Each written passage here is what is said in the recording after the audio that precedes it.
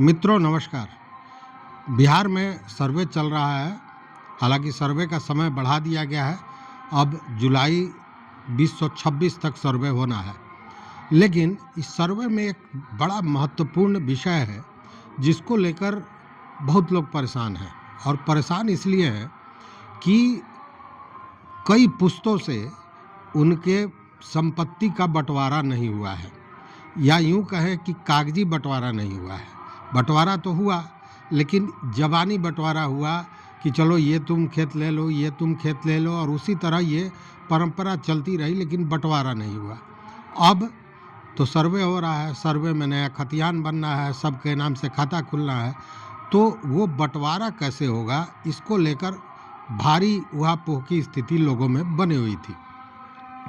तो इसको लेकर मैं आपको बताना चाहूँगा कि यह एक स्वर्णिम अवसर है कि बंटवारा को आप बड़ी आसानी से, और उसमें कोई जटिलता नहीं है, आप उसको कर सकते हैं बंटवारा।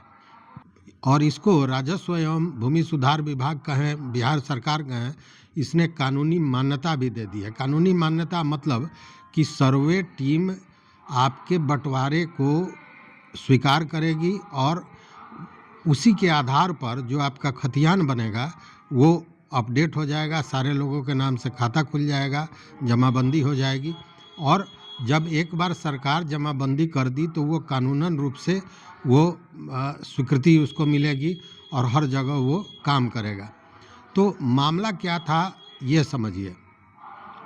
मामला ये था कि, तो इसके पीछे मामला क्या है यह भी समझिए, किस तरह आप बंटवारा कर सकते हैं।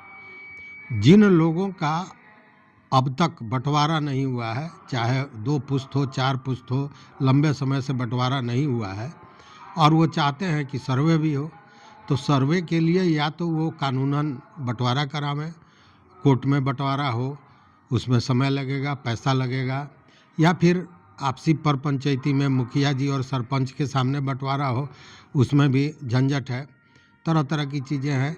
और सब में कहीं ना कहीं, चाहे कोर्ट बंटवारा हो या मुखिया करें, सरपंच करें, जो भी बंटवारा हो, बिना सहमति के तो होती नहीं है।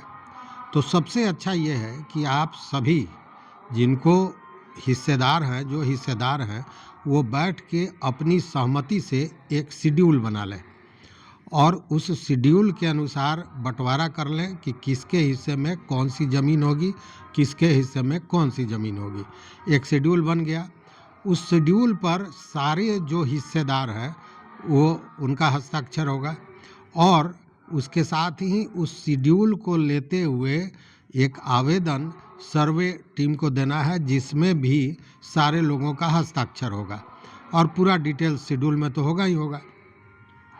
अब इस शेड्यूल के अनुसार समझिए कि उनका बंटवारा हो गया, और जब सर्वे टीम आपका कागज़, आपके आवेदन पर कार्रवाई करेगी, तो जो आपने बंटवारा के लिए दिया है, अगर सारे लोगों की सहमति है, सारे लोगों द्वारा हस्ताक्षरित है, तो आपने जो बंटवारा का शेड्यूल दिया है, उसी शेड्यूल के आधार पर सारे लोगों का खाता खोलेगी, और उसी के आधार पर आपका जो खतियान है वो नया खतियान तैयार हो जाएगा। और जब नया खतियान तैयार हो जाएगा तो पीछे की सारी चीज़ें वो समाप्त हो जाएंगी, सारा बवेला, सारा जो द्वंद्व है वो समाप्त हो जाएगा, और नए खतियान के आधार पर सब कोई का खाता खुल जाएगा, सब कोई का जमाबंदी बन जाएगा। तो ये एक बहुत स्वर्णिम अवसर है, इसका लाभ लेना चाहिए निश्चित रूप से, क्योंकि जो खतियान तैयार हो जाएगा वो कानूनी मान्यता है, सरकार ही, विभाग ही, जो भूमि सुधार एवं राजस्व विभाग है, वही वह खतियान बना रही है। उसके बाद उस पर कहीं कोई उंगली उठाने की बात नहीं होगी, और वो कानूनन वैध है।